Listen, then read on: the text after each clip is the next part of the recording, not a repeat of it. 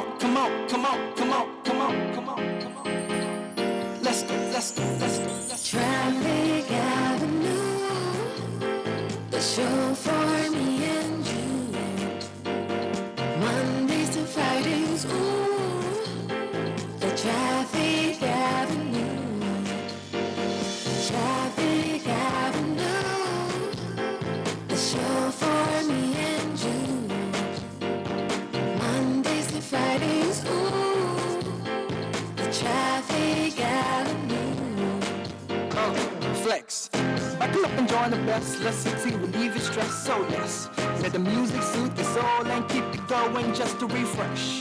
Buckle and enjoy the ride from 2 to the half of the 5. Mondays to Fridays happening live. What we gon' have a ball, you can text your guys. Let me tell you what you really gotta do.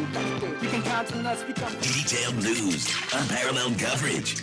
City News on 97.3 FM.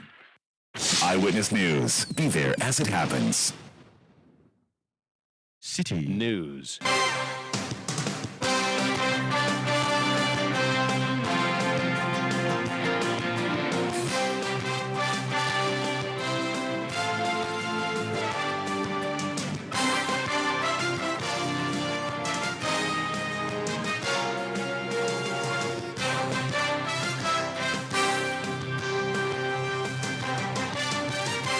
It's 17:30 GMT. This is Eyewitness News on 97.3 Citi FM. I am Umaru, Sanda, Amadu. Tonight, I'm here with Shika Caesar. And coming up over the next 90 minutes, former President John Dramani Mahama launches his flag bearership bid in the Volta regional capital, who with a reiteration that he will see to the scrapping of ex-gratia if elected as president. Also coming up, Majority Leader and Parliamentary Affairs Minister Osechi Mensah-Bonsu allays the fears of minority MPs that the use of the Ghana card as a sole source document for registering by the Electoral Commission will not disenfranchise Ghanaians. And later on Eyewitness News, the court decision on a position taken by the Ghana Institute of Journalism to terminate the appointment of its rector, Dr. Wilberforce Sefako-Jisa, that has landed eggs in the face of the administration. The court has fined the school plus asked for all compensations to be paid the former rector of the school. Stay with 97.3 Citi FM for more of this and many other stories on Eyewitness News. And in business, Ghana's agricultural sector to receive a $700 million boost from the Development Bank Ghana to enhance growth of the industry. That's in 50 minutes from the business desk of Citi FM and Citi TV. Eyewitness News is live across Ghana on a number of affiliate stations. Indeed, wherever you are in the country, you get to listen to Eyewitness News because we have several affiliate stations, including in the Savannah region on Kasha 99.5 FM in Damongo, Holy FM 98.5 in Aflau, Sela Radio 97.1 in Dabala. In the Ashanti region on Focus 94.3 FM on KNUST campus, Orange FM 107.9 in Kumasi. We are on Beach 105.5 FM in Takrady and Sky Power 93.5 FM, both of them in Takrady in the Western region. In the Northern region, we are on North Star Radio 92.1 FM in Tamale. In the Northeast region, on Nobia FM 98.1 FM in Nalerigu.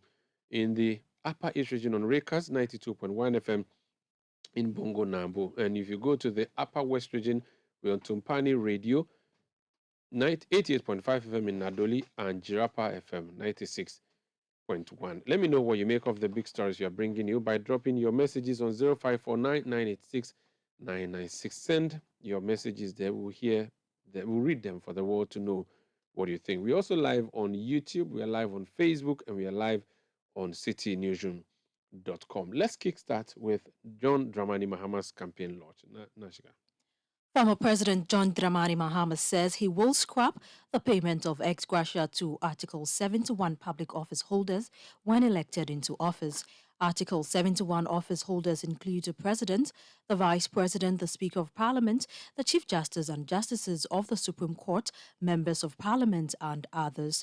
The former President says the move is to ease the burden on the public purse to ensure judicious use of public funds. He spoke at the launch of his campaign to the lead the NDC as its flag bearer at the University of Health and Allied Sciences in Ho in the Volta region.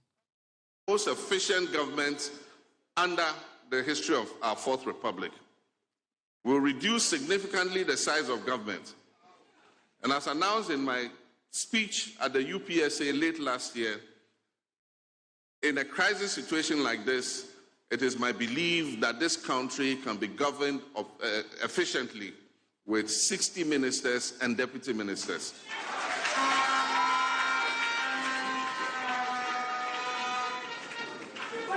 We will initiate and undertake the most far-reaching constitutional, political, and governance reforms under the Fourth Republic, which will be aimed at restoring confidence in our democracy and governance systems while making life easier and better for the people of Ghana.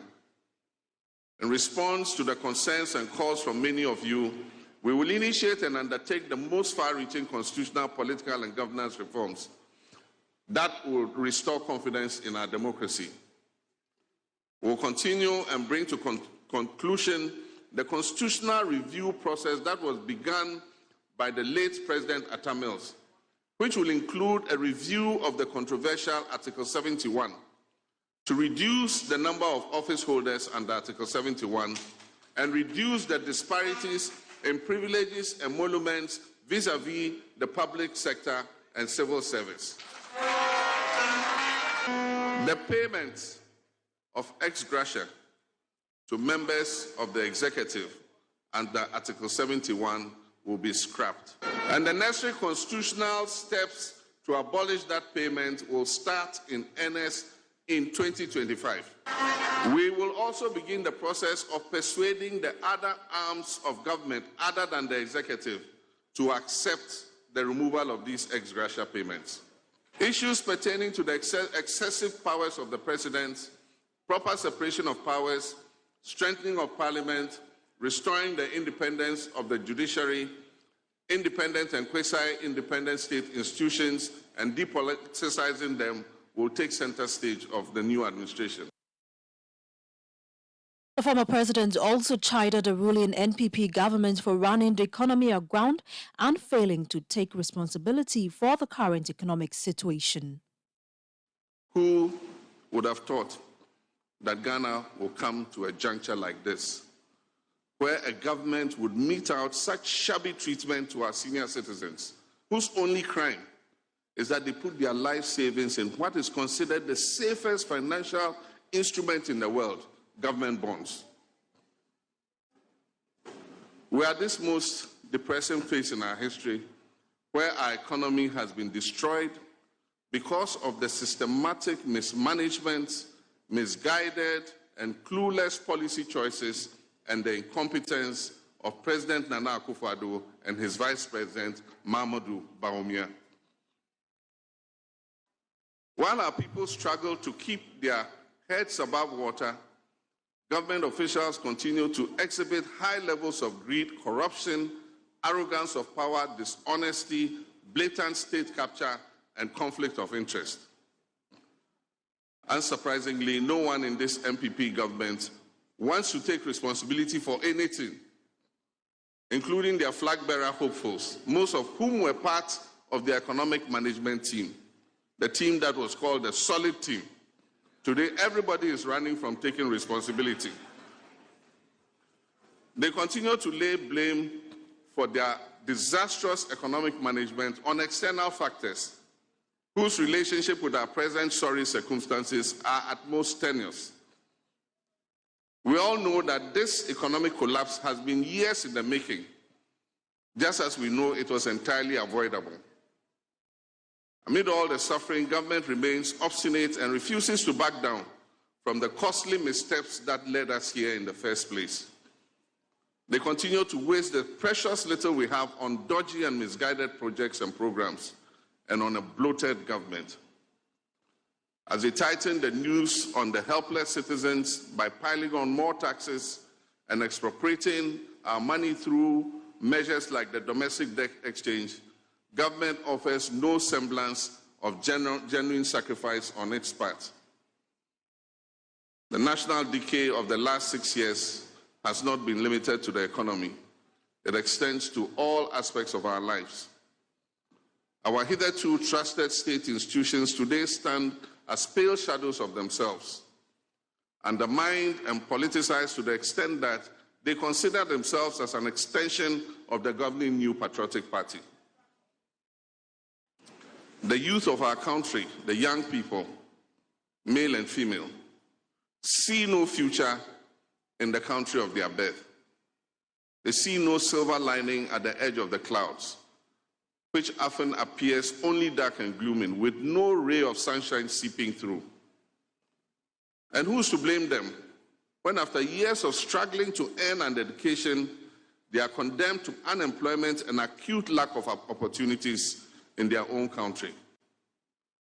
If not remedied through our agenda to build the Ghana we want together from 2025, some of our young graduates and postgraduate degree holders may hit the pension age and never find employment in their entire lives except for national service.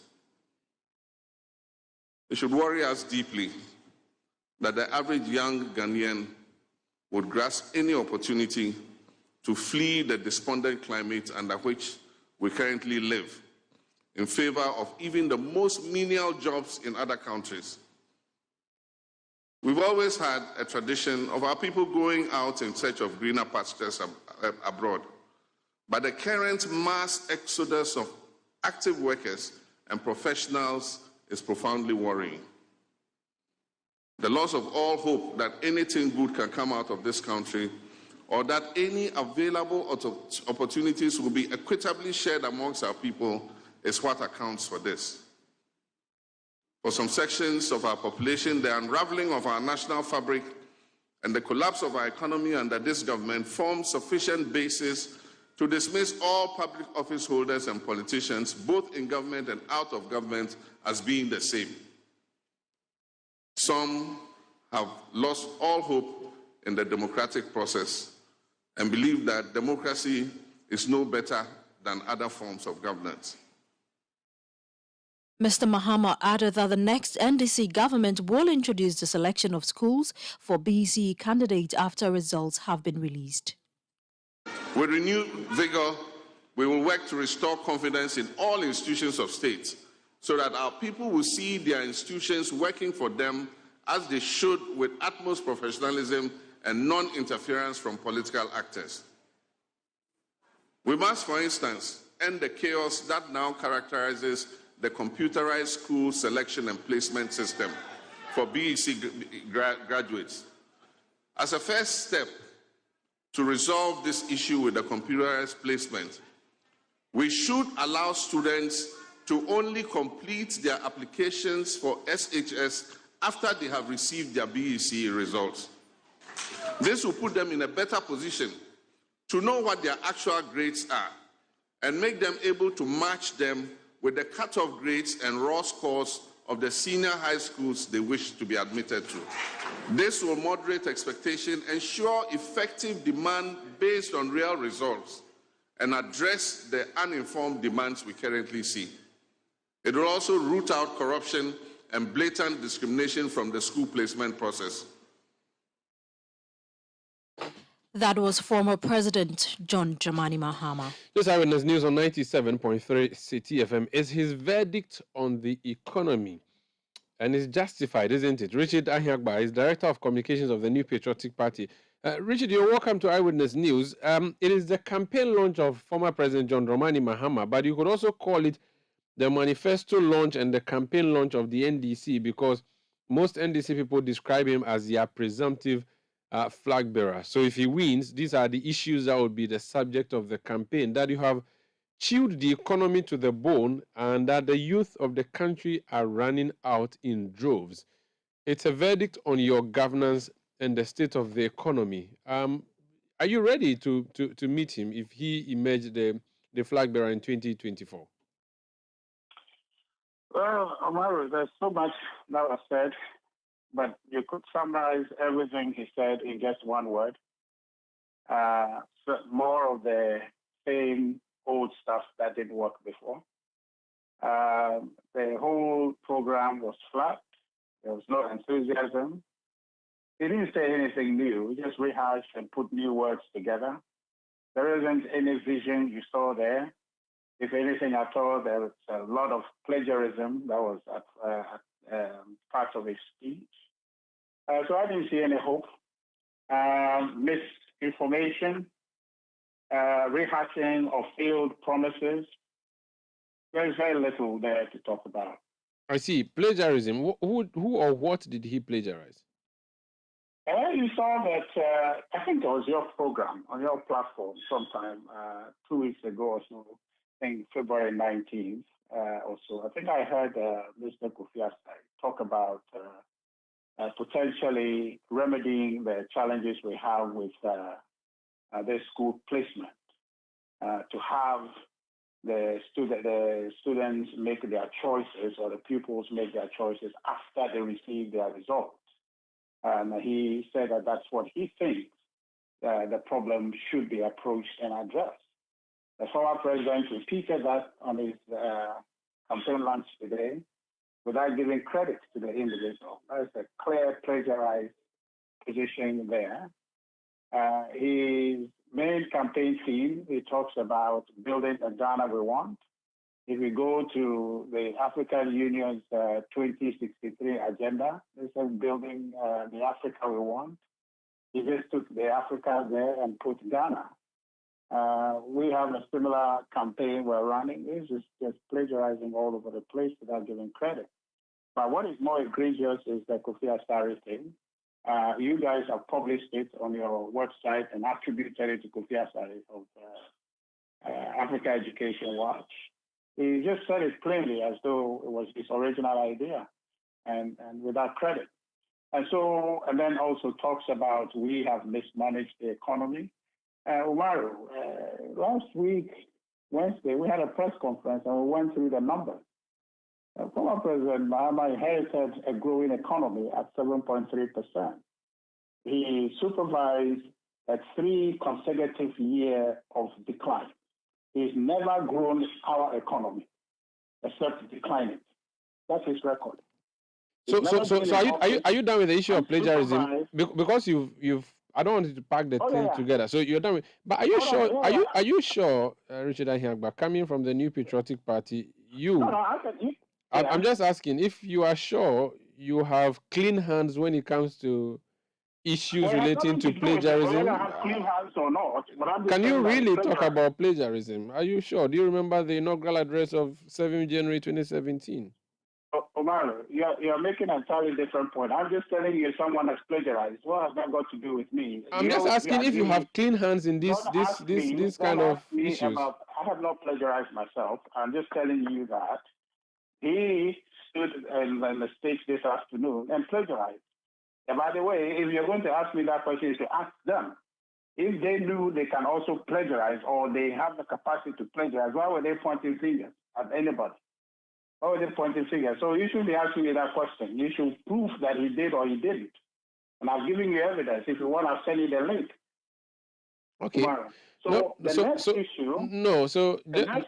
No, just it's okay. I mean, I was just I don't know if you didn't get the drift out, but I'll leave it at that. No, I got it, but I just wanted to be clear. Okay. Plagiarize himself, and let's not move away from it and cite other instances. May 11, 2015, cityfmonline.com. A story titled "Don't Scrap Emoluments for Article 71 Office Holders." Kojo Mpieni. The story: first paragraph, second paragraph, third paragraph, fourth paragraph, fifth paragraph, and the sixth paragraph, and then the seventh paragraph says, over the years, there have been calls for a drastic reduction in the emolument of Article 71 office holders. The eighth paragraph says, Parliament was in 2012 tasked to review the salaries and emoluments approved. The ninth paragraph says, last week, this is 2015, last week, President Mahama called on organized labor to support government's decision to abolish emoluments for Article 71 office holders. He explained that the state can no longer continue to pay the current salaries for these office holders due to the pressure on the public purse. That is what he said in 2015 May. Kofi Asari, you said this a week or so ago. Do you want to withdraw that part of the allegation of plagiarism against former President Mahama? No, I don't understand what did you just read? I thought you were reading entirely something different. I'm talking about something you published on your website, I think February 19, 20, just 2 weeks ago. I'm just saying that you said former President Mahama plagiarized the issue of the issue relating to what he said today. He plagiarized Kofi Asare. I'm just saying that he said something about emoluments, or you're referring differently to the issue of BC placement. To the school placement. Okay. Yeah, I didn't talk about emolument at all. So that's why I'm listening. I thought you're making a new point. Okay, that's fine. I didn't talk about that. That's fine. So you're relating specifically to where he talked about Kofi Asare. Yeah, that's what I'm saying. Okay, so it becomes Kofi Asare's views and ideas, and so you're saying that if the president repeats it today, the former president repeats it today, he should have acknowledged him. He repeated it in total, and I think that he should have given him credit for it. Okay. And he didn't. He passed it on for his and the AU's Agenda 65, which is also leaving no person behind, the Africa we want, that one too, you think that he coined it and then changed it into Ghana instead of the Africa we want? I don't know why you are fixated on that. What I'm interested in is that on your website, a gentleman brought an idea which I thought. No, I have not denied it at all. I have not denied it. So that's what I'm saying. It's a fact, and then you can allow me to make the other point that I was saying. Now let's go to the other point. He said the youth of Ghana are running out of the country in droves. He said it used to happen, but now it has become worse. What do you say to that? That you're not able to, for a party that campaigned for agenda for jobs, you shouldn't be accused of failing to create jobs. So I'm trying to tell you about the record of former President John Dramani Mahama. He who stands to accuse others, I'm telling you his record. He does not know anything about growing this economy. Under him, he had a chance to be president. He's not new, right? He was standing on the performance of maybe the NDC government to make allegations about people not performing. And I'm telling you that when he had a chance to be president, he never grew this economy 1 inch. He had a chance. He declined this economy from 7.3, 4, 3.9, and 3.7 when he left office. So he cannot talk about growing this economy. He cannot talk about people leaving this country in droves, because when he had the opportunity, he's not coming in as someone who's never been president before. He's been president. Under him, what was the situation in this country? That's why we kicked him out. Remember, with 1 million extra votes for you, so that you can come and not repeat his errors. Very good, very good. So now he wants to come again. So we have to let him know that we kick you out. You are no longer eligible to come here by your performance. Okay? Number two, you are talking about we kicked him out and we have come. Umaru, what is our record? 2017, when we came to office, we grew this economy that was in decline under him. In 2018, we grew this economy that was in decline under former President Mahama. In 2019, we grew this economy that was in decline when former President Mahama was the president. He declined this economy 3 consecutive years. We grew this economy 3 consecutive years until COVID. So let's compare the history and the record. He has no standing in the allegation he's making. He's talking about managing this economy with 60 ministers, given the difficulties we are in. He's never managed an economy in a difficult time before. So he's never managed an economy in COVID before. So he cannot purport to say that he will do that. Knowing his record, I'm just saying quite simply, knowing his record, he's not earned the right to speak the way he spoke today, because everything he said is not true. And he, in mentioning about the Article 71 ex gratia cancellation and the rest, this is not the first time he said that. He said this before. He's never done it. He won't do it. So what is happening here is that he is trying to weaponize the pain in the country, the global economic hardship, part of which that we are going through in Ghana. He's trying to weaponize that and ride on it, hopefully, to win elections. Okay. And one thing that we will get to have a conversation in this country, Umaru, with your help, that will focus on the issues on the record, on the deliverables, and see that if he has the capacity and the record to justify what he's saying. And we think he doesn't. Okay. That's quite interesting. But if you say that all of these things were going well until COVID, and that's where your problem happened, the youth that former President Mahama says are running away are running to other countries that were equally affected by COVID. So how come that those countries got their economy, properly laid out, where people still would go to them even after in COVID, and yet in your country there are people are running away because of COVID?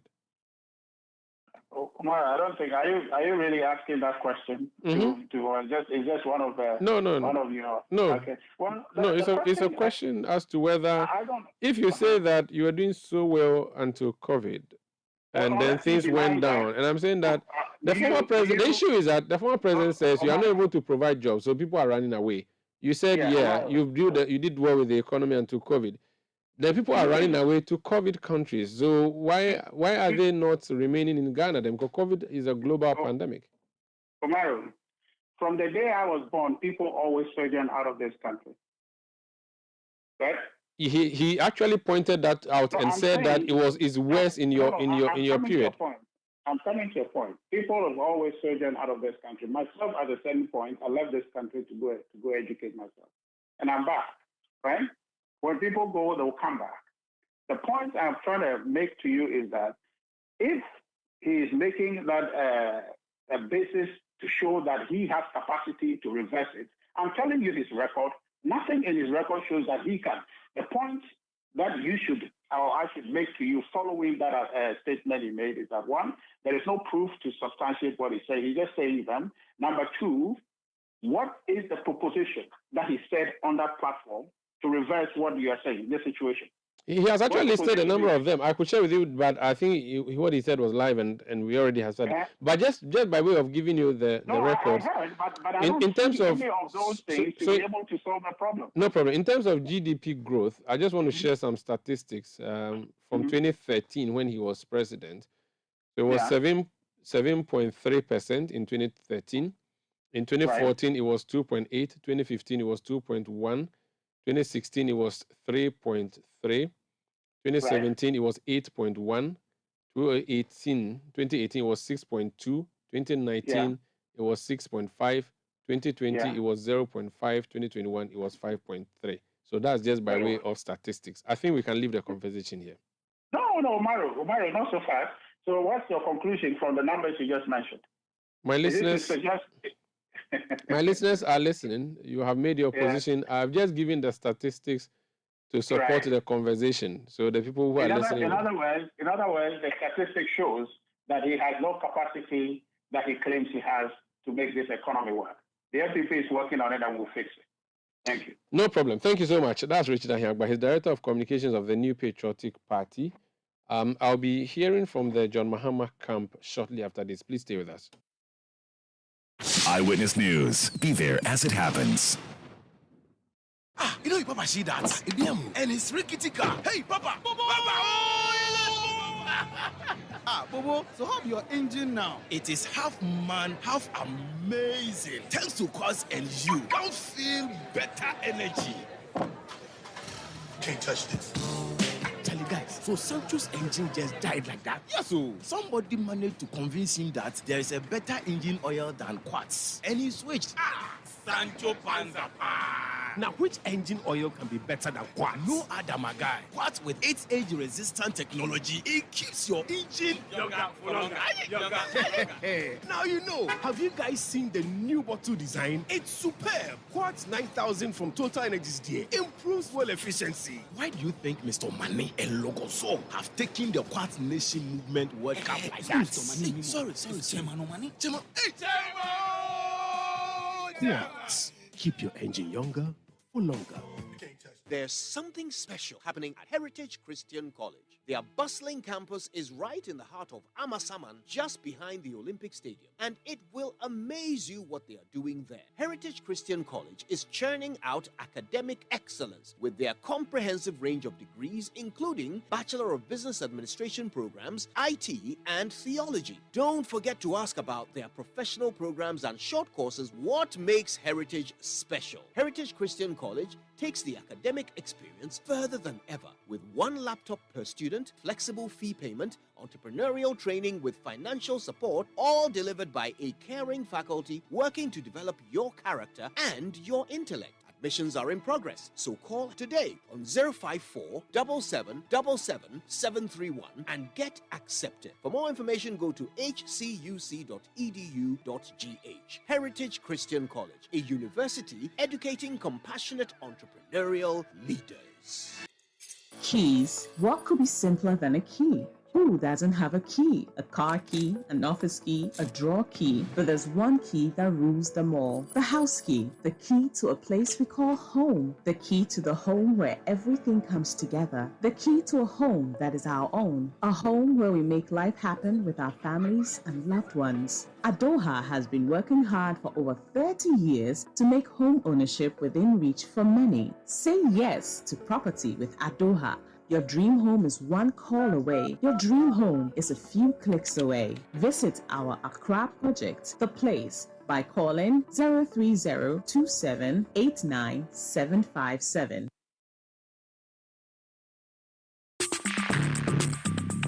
Let your voice be heard on Eyewitness News on Facebook at facebook.com/Citi97.3, Twitter at twitter.com/Citi973, and Instagram at instagram.com/Citi973 with the hashtag Eyewitness News. You're welcome back. This is Eyewitness News on 97.3 Citi FM. The big story we are looking at tonight is the launch of the campaign of former President John Dramani Mahama. He did that in the Volta regional capital, who Felix Kwachiofosu served as a minister in his government, a deputy minister that is, and he also speaks for the campaign. Mr. Kwachiofosu, you're welcome to Eyewitness News. Thank you very much. I've played key excerpts of the former president's speech. I was speaking to Richard Ahiagba a short while ago. He says, you have been tried and tested and you have failed. There's nothing really new that you're going to bring to Ghanaians. There's no point wasting our time discussing you. How would you respond to that? Well, Richard Ahiagba and his MPP are the only waste of time here. Indeed, as I've said before, if a party is as useless as the MPP has been in power, and they have destroyed the Ghanaian economy and set our country back by decades, it does not lie in their mouth to even begin to question what proposals the opposition has to offer. As for the MPP, come rain or high water, they have to be putted out of power at the earliest opportunity on December 7th, 2024, even if there is no opposition, because they have been a complete waste of everybody's time. They have been a veritable disaster. Their management of the economy has been nothing short of an economic atrocity, a tragedy, a catastrophe of unimaginable proportions. So they cannot even form part of the discourse of what our country should be like going forward beyond 2025. So I would promptly dismiss Ahiagba and his lying hordes in the MPP as completely irrelevant to the discussions we are having today. We in the NDC believe that because of the damage they have done to this country, we need to get our loins and take over the administration of this country and steer our affairs in a manner that gets us out of the mess and repositions us on the trajectory of growth and shared prosperity for all. So we say we want to build the Ghana we want together with the people of Ghana. And that for me is the focus of the discussion I want to have with you today. Now, this Ghana that we want, why didn't you deliver that Ghana to us prior to 2016? Why are you all of a sudden now telling us about a Ghana that we want? Well, I have a little problem with your question, because it assumes that you can build a nation within a 4 or 8 year cycle. Number two, before the NPP came to power in 2016, they had been in government before between 2001 and 2009. But I heard that was too active. why they didn't do all the things they said they would do between 2016 and 2024 when they were in power into 2001 and 2009. The point is that at every turn, when the time comes for Ghanaians to choose leaders, they have to examine the performance of the government of the people. Because invariably, every election is a referendum on the incumbent. If the incumbent has performed well, the opposition does not get a look in. Nobody will be interested in what the opposition sees if people are satisfied with the performance of the government. At this stage, you don't need a soothsayer. In fact, even the fetus in the mother's womb will tell you that the NPP has been a disaster. So there's no question about the fact that there is a need for change. Now, having determined that there's a need for change, Ghanaians will then cast their eyes on the political landscape and determine which party has the organizational capacity to replace this bungling, non-performing, utterly useless government led by President Akufo-Addo and Bawumia. The party of choice is the National Democratic Congress. Now, we in the National Democratic Congress cannot take the people of Ghana for granted and assume that merely because President Akufo-Addo and Alhaji Bawumia have been veritable disasters, automatically we should replace them. We have to convince the people of Ghana that we are prepared to do the things that this government has failed to do and which has left them dissatisfied. And that is why today, President Mahama officially announced his decision to put himself up for election as the flag bearer of the NDC going into the 2024 election. And what he did today was to signal an intent to do things differently from the way things have been done all this while, in a manner that meets with the hopes and aspirations of the people of Ghana.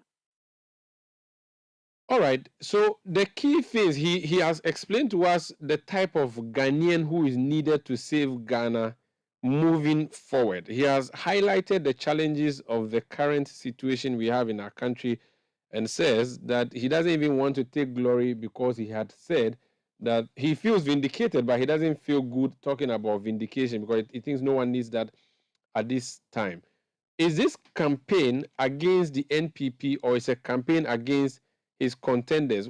At no point did I notice him talk about other people in the competition, even though I've heard him say that this is not the time to try. This is not some time to go for someone who doesn't know the Jubilee House. Go for someone who already knows the Jubilee House, who just move there and continue with the race.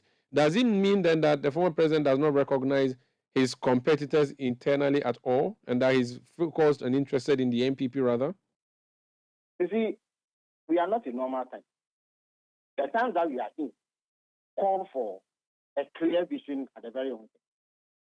The sum total of what is happening is that the NDC is electing somebody to lead the change that is so desperately needed by the people of Ghana.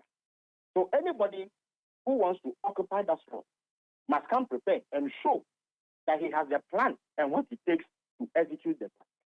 So while we have respect for all the individuals who have also entered the race, President Mahama is clear in his mind that the end game, the objective, is to demonstrate to the people of Ghana that he has what it takes to lead them out of the mess that Akufo-Addo and Bawumia have teamed up to create.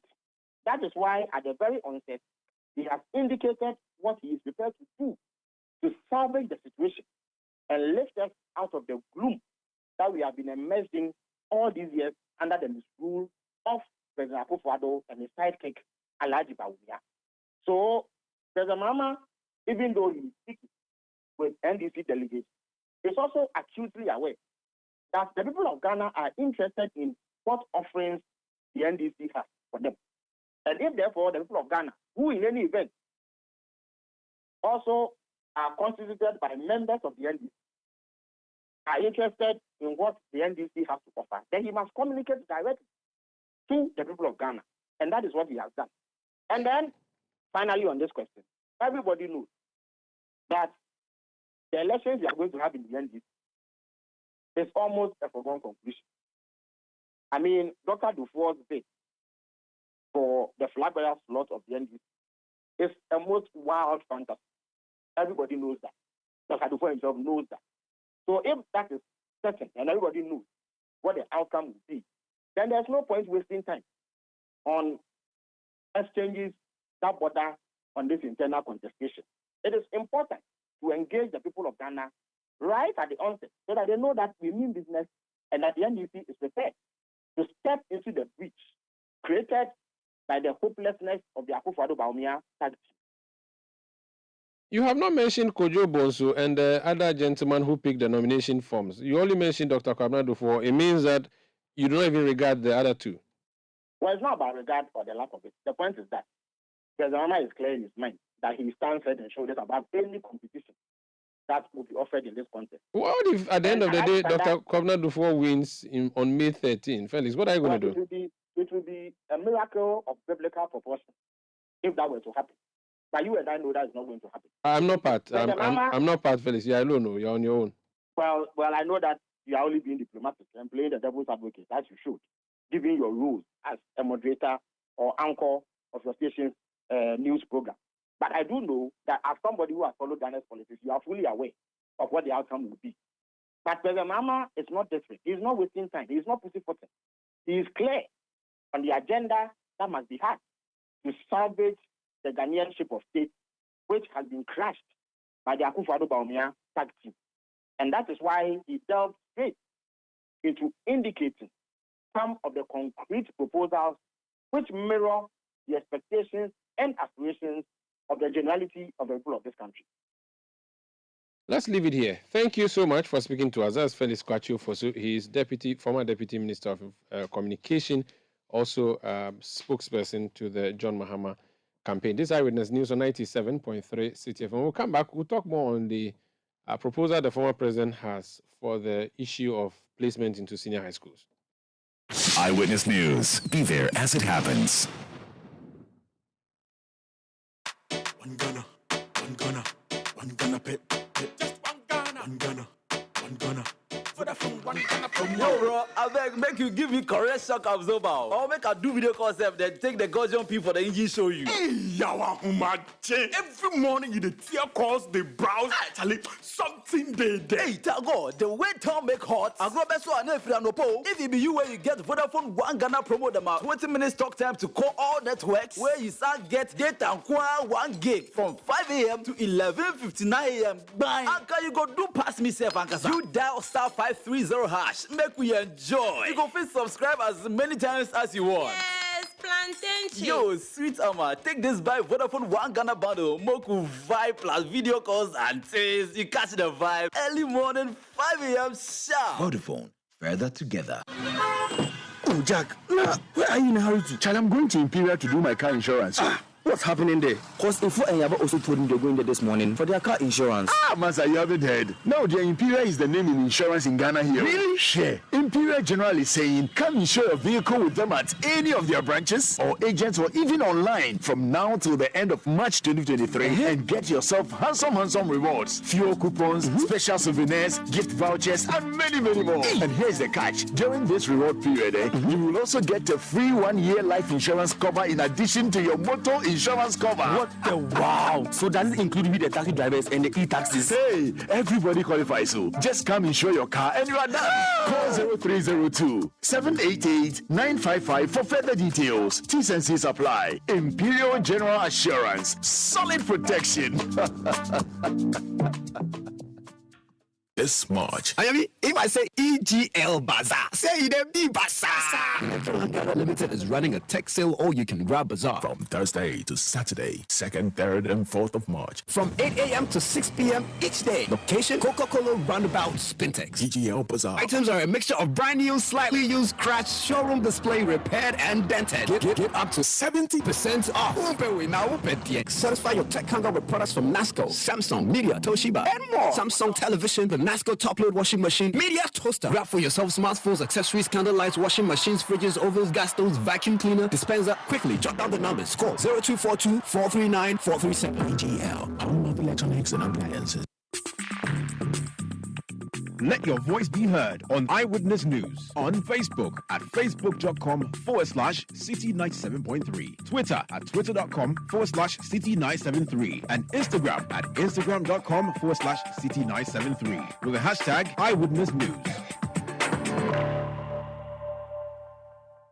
With renewed vigor, we will work to restore confidence in all institutions of state so that our people will see their institutions working for them as they should, with utmost professionalism and non-interference from political actors.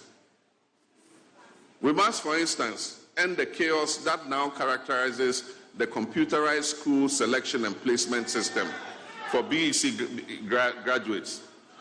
As a first step to resolve this issue with the computerized placement, we should allow students to only complete their applications for SHS after they have received their BEC results. This will put them in a better position to know what their actual grades are and make them able to match them with the cutoff grades and raw scores of the senior high schools they wish to be admitted to. That's former President John Dramani Mahama speaking at the launch of his campaign in Ho today. Kofi Asare is Executive Director of the Africa Education Watch. He joins us on the line. Mr. Asare, welcome to Eyewitness News. Thank you, Umaru. I'll ask you to explain for us in detail and in practice how this is going to work. But do you feel you've been plagiarized by the former president, like Richard Ahagba said a short while ago? Well, I haven't. Okay, I just heard you play a voice note from the former president. But the work we do at Africa Education Watch is basically public policy research and advocacy work.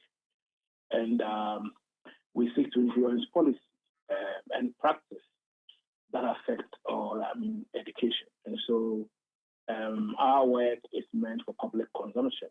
And for that matter,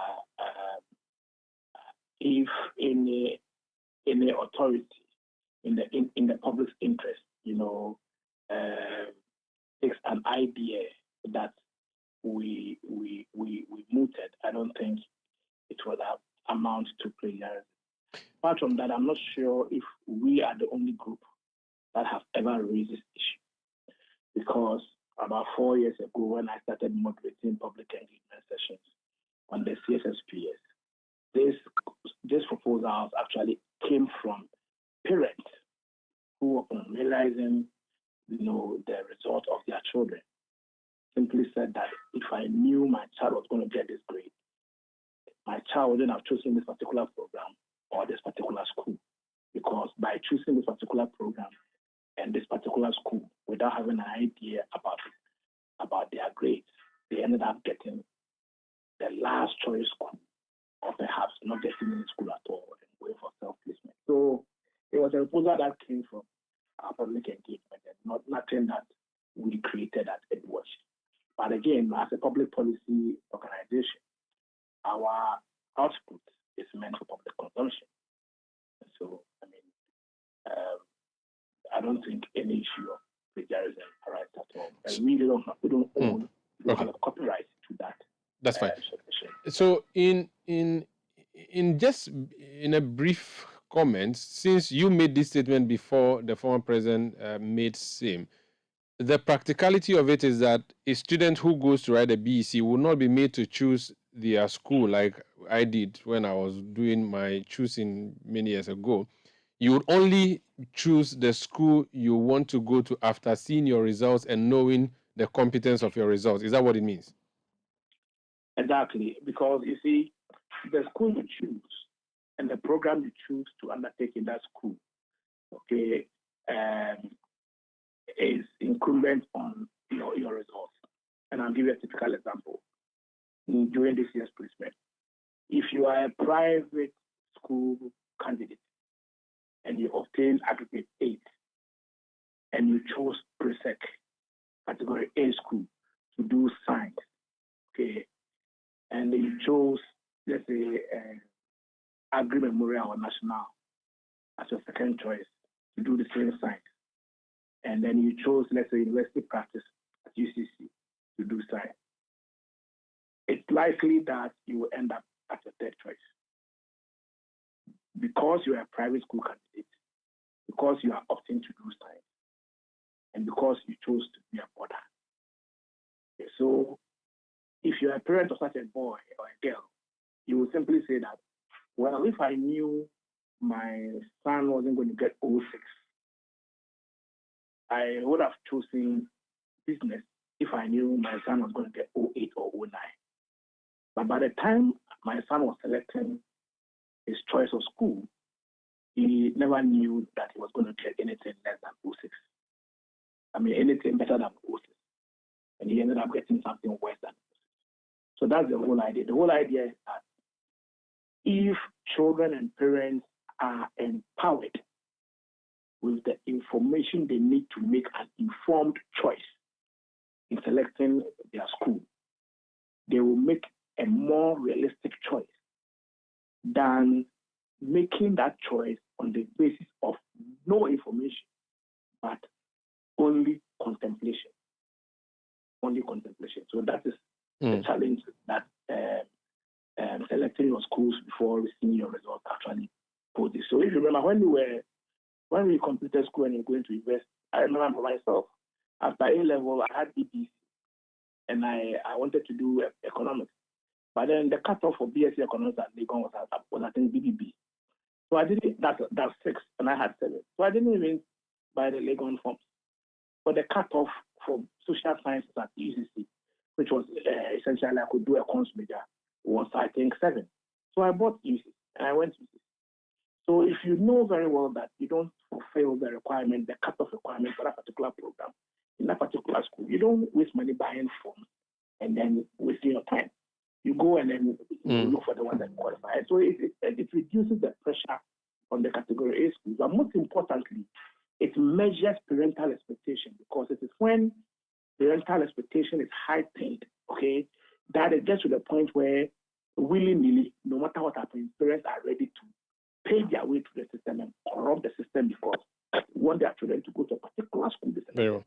Because the reality is that if you miss that particular school, sometimes you end up on your in the last choice school, which is the one you least prefer to go. So that's why that proposal came from stakeholder engagement, which we facilitated, I think, last year or last 2 years. Very well. Thank you. Thank you so much for speaking to us. That's Kofi Asare. He's Executive Director of the Africa Education Watch. Let's go to Parliament now. This issue of the new CI that the EC intends to lay has been controversial. The key issue has to do with the Ghana card as a sole document. Today, the Majority Leader and Minister of Parliamentary Affairs called journalists and said to them that the issue is a non-starter, that Ghanaians will be disenfranchised. Listen to him. The performance of the functions does not necessarily mean that you are eternally adding to. You subtract from, sanitize it. What are subtracting? You are sanitizing it. And the process of also improving the establishment of your citizenship, you are improving and sanitizing and cleaning the system. That should be understood by everybody. So it's not just merely adding to the list, which is the function of the Electoral Commission. So the question to ask is, so when the baptismal certificate was taken off, did it serve as a restraint on citizens' right to register to vote? Is that the case? When driver's license was taken off, it served as a restraint on citizens' right to register to vote. Is that the case? When birth certificate was taken off, that was also a restraint. Is that the understanding of our colleagues? When health insurance was struck down by the Supreme Court, that also amounted to a restraint on the right of citizens to vote. When passport is taken off, does it amount to that? There are many more Ghanaians. One should understand, there are many more Ghanaians with baptismal certificates than there are with passports. There are many more Ghanaians with birth certificates than there are with passports. So that's Osechi Mensah, his Majority Leader and Minister of Parliamentary Affairs. Essentially, he's saying that Ghanaians will not be disenfranchised. One of the people who took issue with what the EC was planning to put before the House is the Mboku Central Member of Parliament. He's a lawyer himself. He thought that there were challenges with presenting the Ghana card as a sole source document for registering for the voter card. He's joined us on the line now. Honorable Mahama Yarga, you're welcome to Eyewitness News. Are you convinced by your leader now that everything would be fine? Just let it go through? Well, I mean, if I had no doubt that they don't have a case, I think that he has strengthened my convictions. Because listening to them, I don't think he makes any sound argument why we should take out the guarantor system. That is really the issue. The EC, as it is now in their current legislation, CI 126, makes provision for the use of the Ghana card as one of the means of establishing your citizenship, but then also provides that we could also use guarantor system. That is, if you add CI 91 and then 126. Now, they've come to us saying, oh, we want to take out the guarantor system. And we ask them, why do you want to take out the guarantor system? So it's subject to abuse. The last time, they discovered that about 40,000 children who are not of age got on the register, but they discovered it and they deleted it. The fact that you discovered it and deleted it means that the current system works. So if somebody who is not entitled to be there gets on it, there's a mechanism for discovering it and deleting it. Now, beyond that, you say, oh, the guarantor system is the reason why they managed to get on it. So you want to remove the guarantor system and restrict yourself to only the Ghana card. And then we point out to you that, oh, but the person issuing the Ghana card also uses a guarantor system to issue the same Ghana card which you are going to rely on. So why are you abandoning your guarantor system and going to use a document which is also founded on the guarantor system? The EC had no answer except to tell us that the guarantor system of the NIA is more robust. We said, okay, no problem. Then bring us a proposal to adopt the more robust guarantor system of the National Identification Authority so that you will use that guarantor system since you have confidence in that one as more robust, and the reason why you will use their card if somebody comes and is guaranteed for under their system, but you will not issue a voter ID card to another person who comes and uses your guarantor system. I mean, what else could anybody have offered the EC?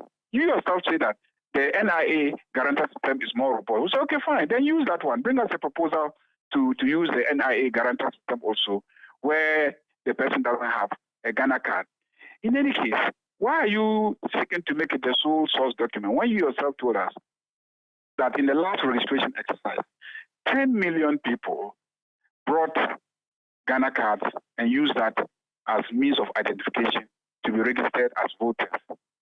We all know that any Ghanaian who is desirous of registering to vote, if the person has a Ghana card, that is what they will first present to the EC to be registered. It is when they don't have it that they are compelled to adopt alternative mechanisms, which is the guarantor system. So we're arguing that don't make it the sole source document. Rather, let's all focus on the NIA being able to cover everybody. And if they cover everybody, indeed, those covered will go with their Ghana cards. Very well. Because they need the Ghana card, not just for voter registration. They need Ghana card for even daily activities. Going to the bank, going to insurance company, insuring their cars, obtaining a driver's license, registering a company, getting a tax PIN number. They need the Ghana card for things that are more important to them than even possessing a voter registration card. So let's just focus on getting them the Ghana card, and they themselves will resort to the use of that one when they decide that they want to be registered to vote. And then you will not have disenfranchised people. And this proposal coincides with a second proposal, which is that we're going to start a continuous registration exercise. And because of that, we are not going to go out and do limited registration exercise as we have done in the past. We're going to sit in our office and then we'll ask them to come to our office and come and be registered to vote. And we said, look, if you combine the effect of saying that they must first go to NIA and get their card first, and then after that, they will now come to your office and then be registered, these two measures put together at the same time will effectively disenfranchise many people, especially people who live a distance from their communities to the district NIA office and the district electoral commission office. And we gave examples. I mean, Bole Bamboy.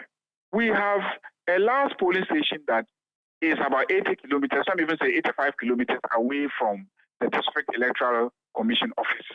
So we're saying that somebody like this, and most likely the district NIA office is also going to be located in the district capital. So somebody, an 18-year-old young man who has just turned 18, or an 18-year-old young lady who has just turned 18 and is desirous of being registered to vote, will first have to travel 80-something kilometers to the district capital to obtain a Ghana card. And if they are lucky, they will travel once.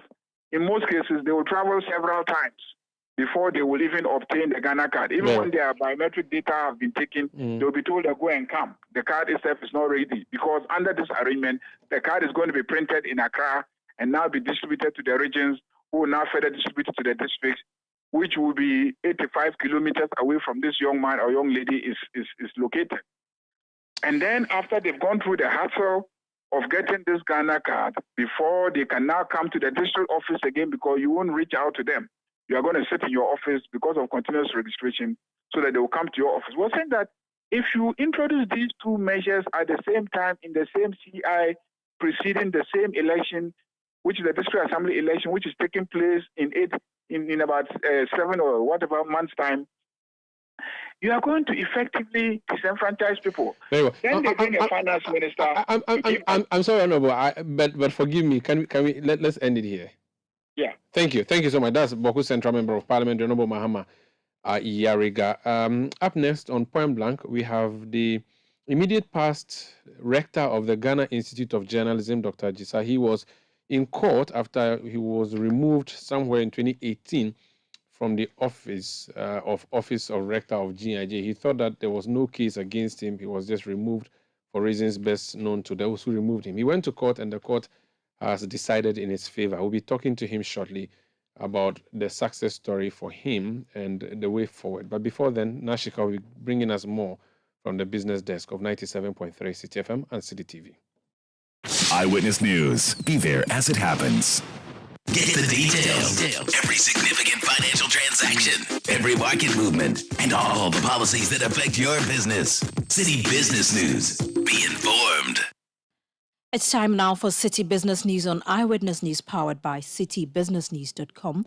My name is Shika Caesar. The details. Government is urging industries operating within the Ghanaian business space to make conscious efforts to direct their activities towards a green, sustainable economy.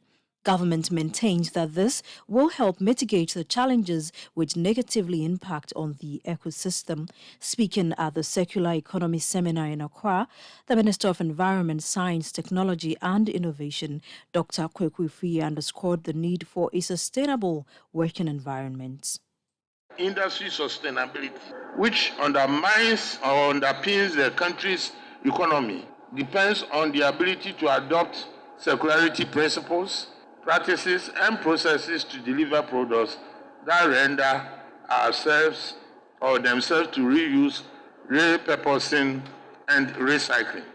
This will foster the elimination of waste and minimize environmental degradation. Indeed, government believes that the survival of industry, companies will have to invest the use of green technologies and adopt circularity to deliver green solutions. Finally, sustainability also requires human-centered approaches to business.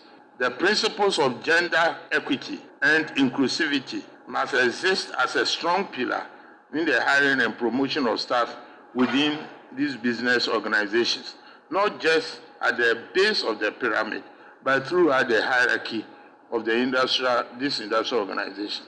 This must certainly be true at the top of the echelons of our business organizations. Dr. Kwekwe Free is Minister of Environment, Science, Technology and Innovation. Moving on, the Development Bank Ghana DGB has indicated that it will invest an amount of $700 million into agricultural sector to help boost the industry. Low productivity, limited access to finance and unfavorable trade policy are some of the challenges faced in the agricultural sector. Speaking to journalists in Accra today, the Deputy CEO of the Development Bank Ghana, Michael Mensah, says his outfit is ready to facilitate financing to farmers in order to overcome some of these bottlenecks to boost the country's agricultural sector and end overdependence on importation. Have access to almost $700 million, and we believe that we have sufficient capital to at least start the journey. The funding gap that we see in agriculture is significant, but we believe that what we have is enough to start that journey of providing the funding that we need to support that sector. In addition to that, we've always stated that we also want to act as a catalyst, which is we don't aim to do everything on our own, but we aim to bring all these various stakeholders who are also interested. So, for example, this morning we had a MasterCard Foundation here, and they have committed that once we are able to do our work and de-risk the market and create the enabling environment that will attract funding. So the work alone is not about just how much are we giving out, but it's also identifying the problem and making sure that the funding is used in the right way, and also attracting additional funding for the other stakeholders who are also interested in supporting the agriculture sector. That was the Deputy CEO of the Development Bank Ghana, Michael Mensah. Finally, Telecel Group is assuring its customers in Ghana of quality services as it works to begin operations in the country. This comes as the company completed the acquisition of 70% majority shares in Vodafone Ghana after successfully obtaining all the necessary regulatory approvals, including the agreement of the government of Ghana as a minority shareholder. Telecel is an Africa-focused telecommunications company with a brand founded in 1986, operating primarily in Africa and converging telecommunication with fintech, e-commerce and tech startups. Speaking to Citi Business News, the board chairman of the Telecel Group, Nicholas Berg, expressed excitement at entering the Ghanaian market. Well, we consider ourselves as a smaller company than what you have here. So we have clearly a challenge to create our name and build our brand name with quality, service, and certainly understand the needs of the clients and the customer base. We know that young user is very important for our market. So we plan to understand clearly what's the need today. That's the board chairman of Telecel Group, Nicholas Berg. And that's all for Citi Business News on Eyewitness News. It was powered by your most comprehensive business website, citibusinessnews.com. My name is Shika Caesar. Up next is Point Blank. Eyewitness News. Be there as it happens. Ajwapa, what's all this condom business? Oh, I've told her over and over again that she won't get pregnant, and she's still insisting. Oh, isn't she the same person who said we would not have sex till we go out for at least 2 years? For all this time? Oh, and she still can't trust me enough? Ama, when I try to do something small, no, condom this, condom that. So handsome man like me, she probably thinks I have HIV. Using a condom will protect you and your partner. Condoms are effective for protection against a wide spectrum of STIs and HIV infection. Don't take risks. Use a condom every time. Always come prepared. This advert is brought to you by the Ghana AIDS Commission. Keys. What could be simpler than a key? Who doesn't have a key? A car key, an office key, a drawer key. But there's one key that rules them all. The house key. The key to a place we call home. The key to the home where everything comes together. The key to a home that is our own. A home where we make life happen with our families and loved ones. Adoha has been working hard for over 30 years to make home ownership within reach for many. Say yes to property with Adoha.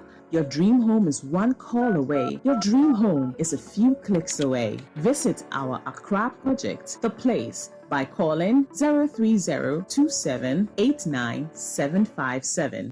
Eyewitness News. Be there as it happens.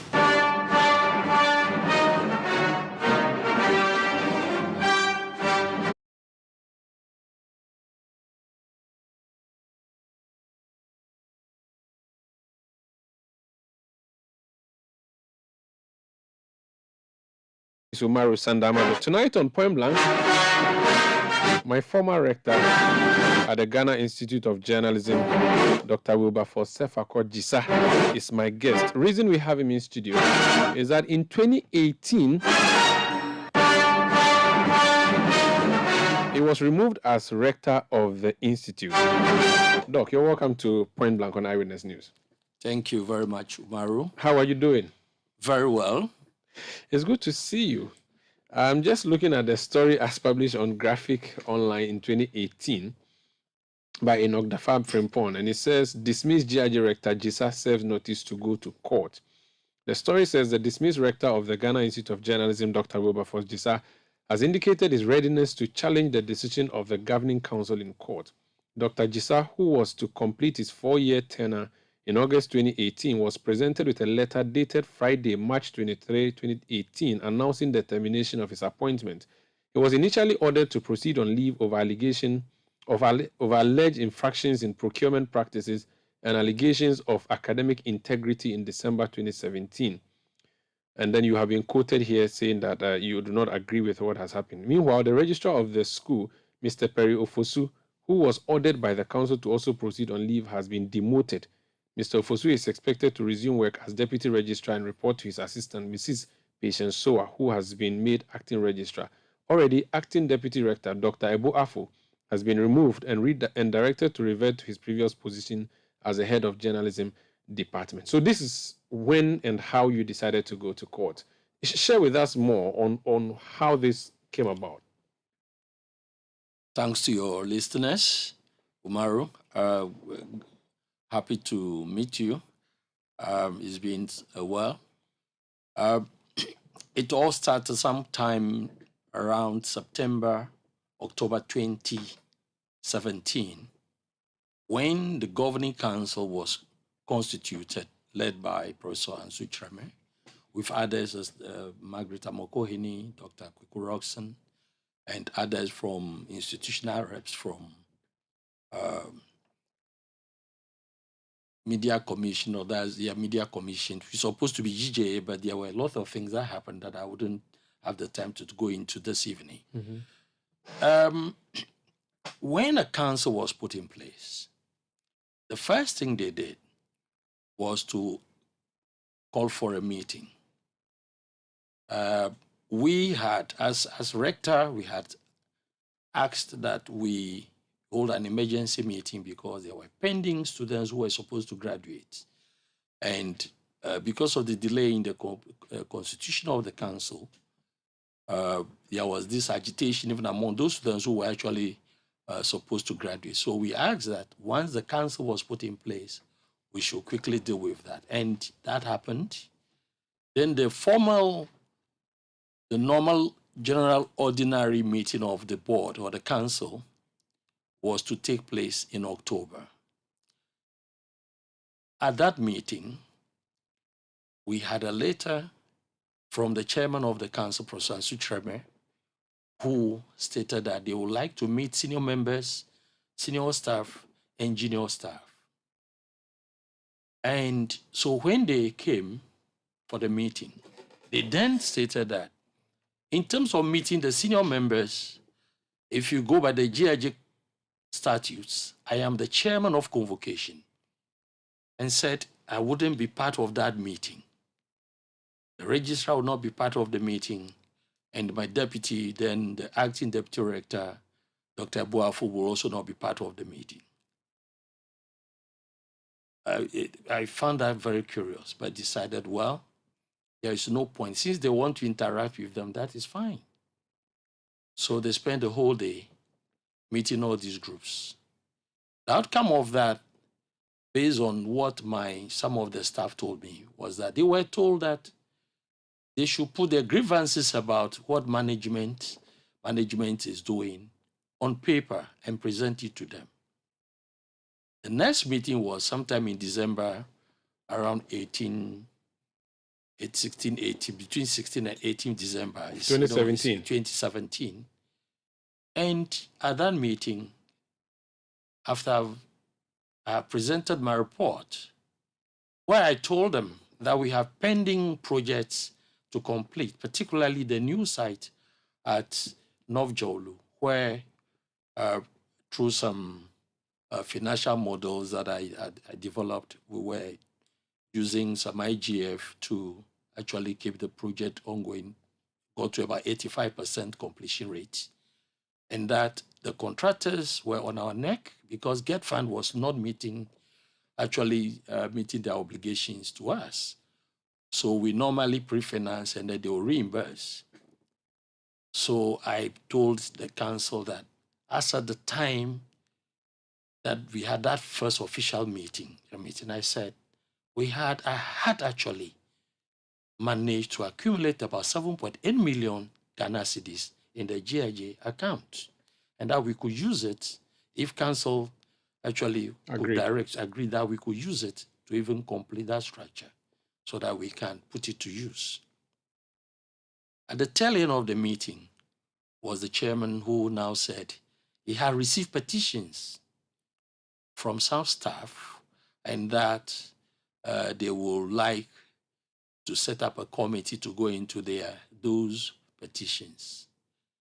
So it'd be good for me to take some leave, annual leave. And I said, if you have received petitions, in the first place, the best management and administrative practice for a so-called council would be first to meet management. This did not take place. So already I knew that the nights were out. Something fishy was going on. I do not want to go into certain details because luckily the court has vindicated me. So I said, if somebody alleges, you must give me also the opportunity. Because the Latin word primus inter, there must be the auditorium partem rule must apply. And said, well, they will form a committee or rather. So I knew that their minds were made up. So we agreed that I would take some 3 weeks leave or 1 month leave and then return because we're going into the Christmas festivities. And so I will return by the end of January. Whilst on leave, they wrote that I should meet an investigative body headed by Dr. Margaret Amoako-Hene. I learned he's now being promoted to an associate professor, proud to her retirement. So I then informed my lawyers because having said that petitions written against me, because I had earlier received on sometime January or March 2017, I have received a call from the then Minister of Education, Dr. Matthew Puku Prempre, claiming that he had received some calls that I was engaging in some procurement activities. And I said, where? JJ is a very small place. And luckily you happen to be an old student, an alumnus of the school. So what kind of procurement and at what is the magnitude of the kind of procurement that maybe he probably was talking about?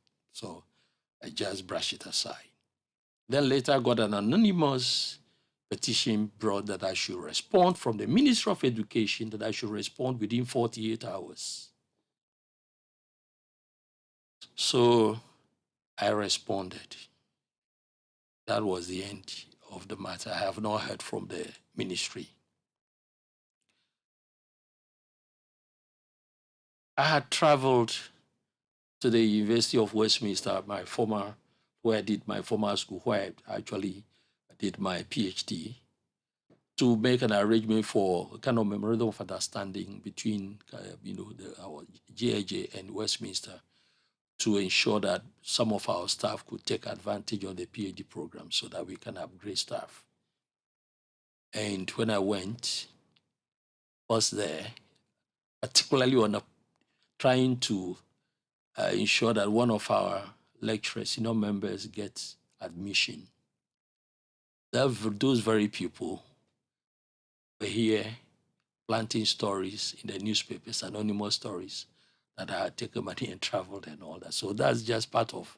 So I knew that there was a small group within that's trying to, maybe I don't know whether for partisan interest or for their own, maybe some other interest that I cannot actually explain. So that's the nature of things at the time. So when were you formally asked to leave, and what was the condition? Were you sacked or you were? So to put this in perspective, I made an investigative body. I have informed my lawyer, Professor Rebona Tuguba, and so he came over with one of his junior partners. So we went for the meeting, and to our surprise, Margaret Mokweni said, this is an in-house matter, and that she wasn't going to allow my lawyers to sit in that meeting. After some back and forth, I told my lawyers to go and that I would sit in. So I sat in, and we spent about 45 minutes. And as I speak to you, they never asked a single question about any procurement infraction. What did they ask about? Issues about staff, why somebody, for example, was not given the opportunity to go and do a PhD, funded to do a PhD.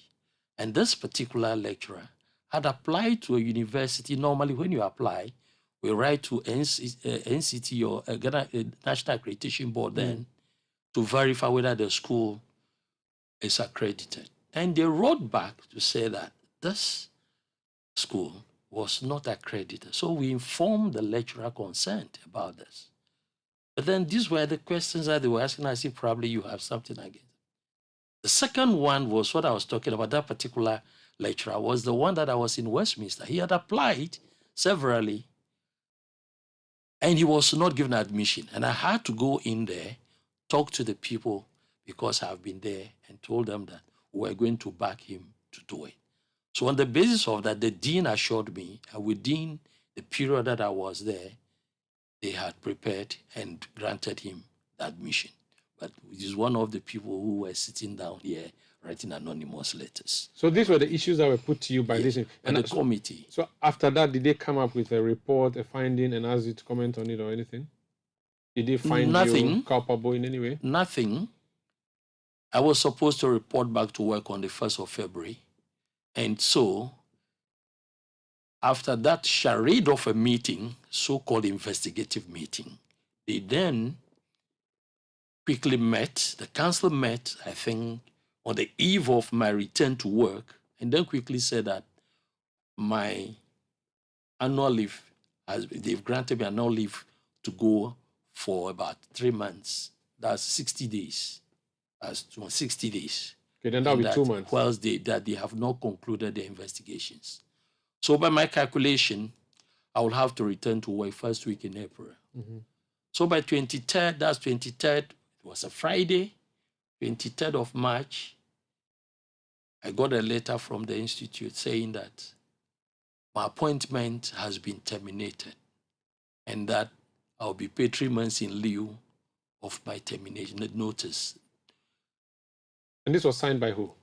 By Professor Ansu Treme. There was a registrar, the acting registrar, who signed the letter that she was directed to do so. So when I got a letter, I duly informed my lawyers about it because one, I was appointed for a fixed term of 4 years. The statute is very clear on that. If you look at the GIJ statutes, 6.2 is very clear on that. And even my appointment letter states clearly that shall be for 4 years, renewable, that one is based on satisfactory performance. And the law does not grant that if there's any error or problem in the middle that you can be removed, or there's a procedure, which procedure was not followed? If you look at even the conditions of service for senior members, it even states that to remove a senior member you have to give the person 6 months notice. So, and you are above senior because you are rector. I am the rector. I'm a senior member first and foremost from a faculty. Before the advert came, I was a deputy rector. And then I applied, and then I was successful and appointed as rector. So that's how you became rector? That was how I became rector. You applied? I applied. And it was advertised.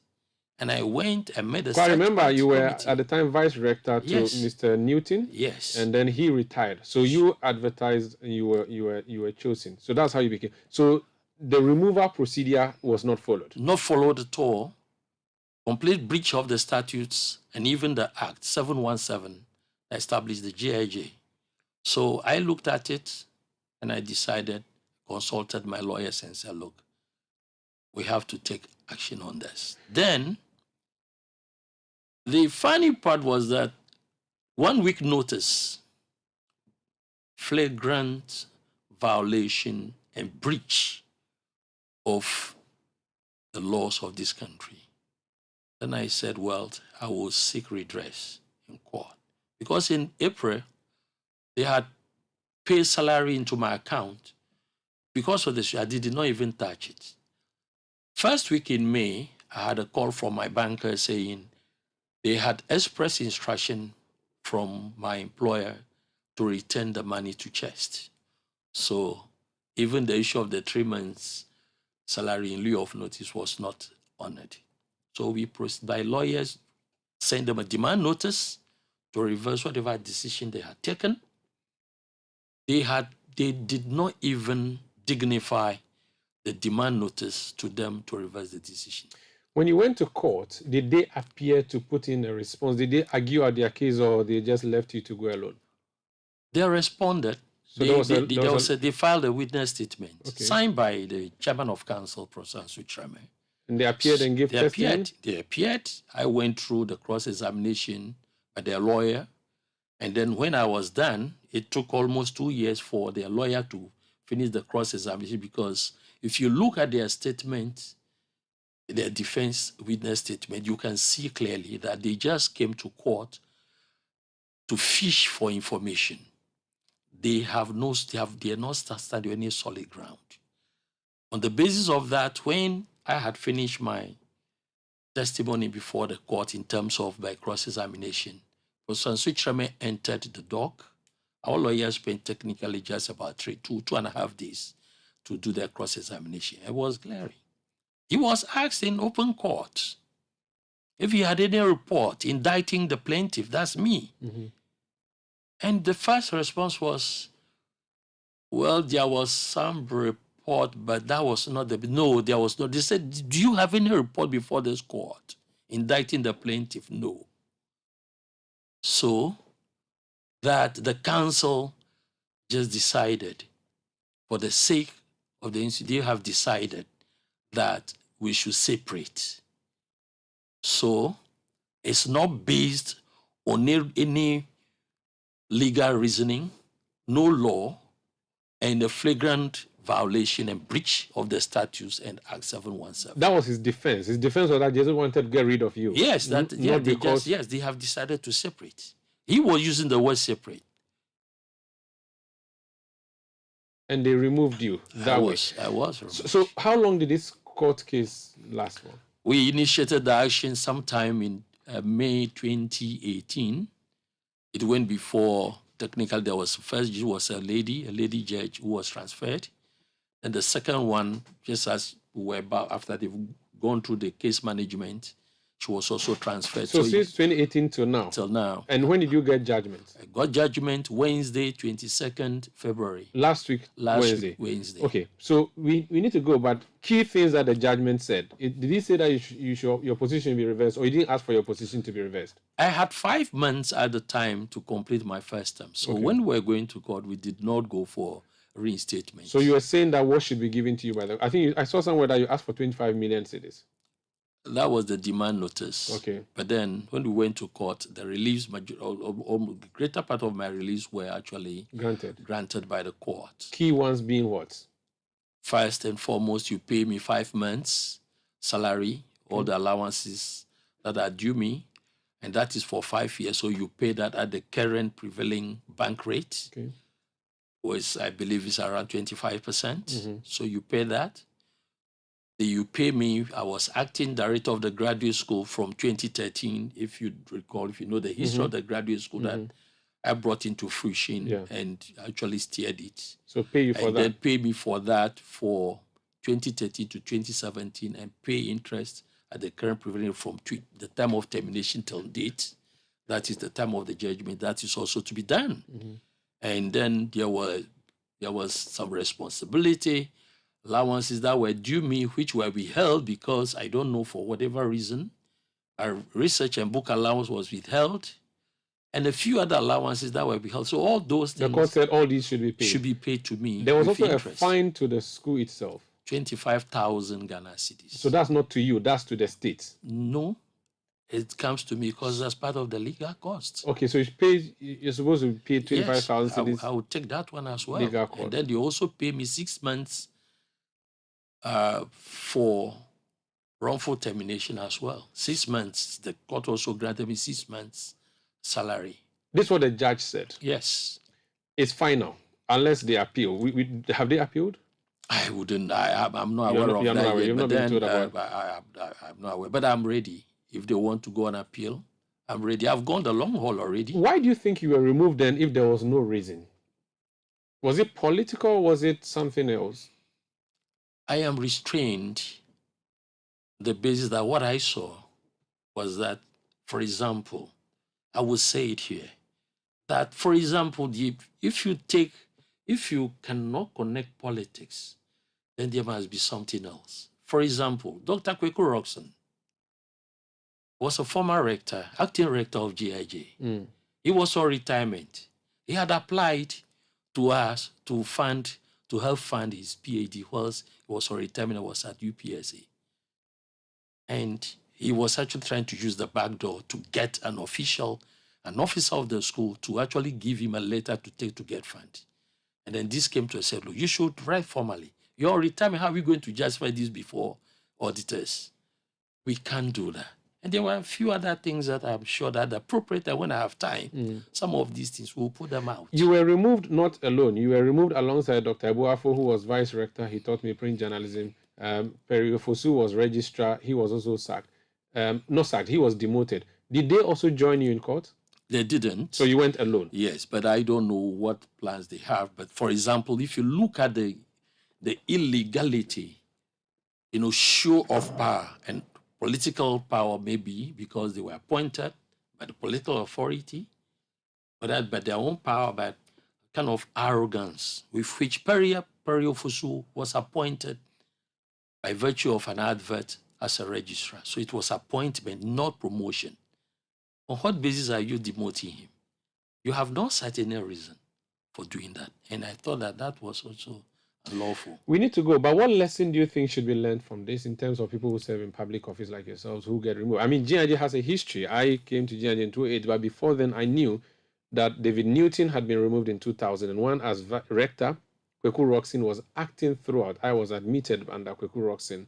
And when the MPP lost power, and NDC came in 2009, I remember Newton was brought back and Kweku Roxon went back to the staff common room. In fact, we were told that GIJ was a political institution. Do you agree? And what do you think should be done about this? Educational institutions are not political battle zones. Universities are governed by statutes, and we should keep politics out of our educational institutions. I disagree completely, but I just want to say to your listeners that in all these, I've always remembered one particular Bible biblical verse, Psalm 91, 1-3. If you allow me to say that, and for those who stood by me, particularly my wife, my siblings, my family, close friends, well-wishers, I said they should always remember that he who dwells in the shelter of the Most High, who abides in the shadow of the Almighty, will say to the Lord, my refuge and my fortress, my God in whom I trust, for he will deliver you from the snare of the fowler and from the deadly pestilence, and that he will cover you with his pinions. I stood By that, the Lord heard my petitions, as you can find in Psalm 20, verse 5. In that, at the end, victory was my portion. Thank you so much for speaking to us, and have a good night, Doc. Thank you, too. So that's Dr. Wilberforce Akojisa, former rector of the Ghana Institute of Journalism. He went to court after he was removed. He believed he was wrong. The court has affirmed his position and granted judgment in his favor. My name is Umaru Sanda Amadu. That would be it for Eyewitness News tonight. Produced by Beverly London and Wilson Kobna. Technical support from Daniel Squashi and new media support from Edwin Kwakofi. We'll be back tomorrow at 17:30 GMT. Thank you for listening and good night.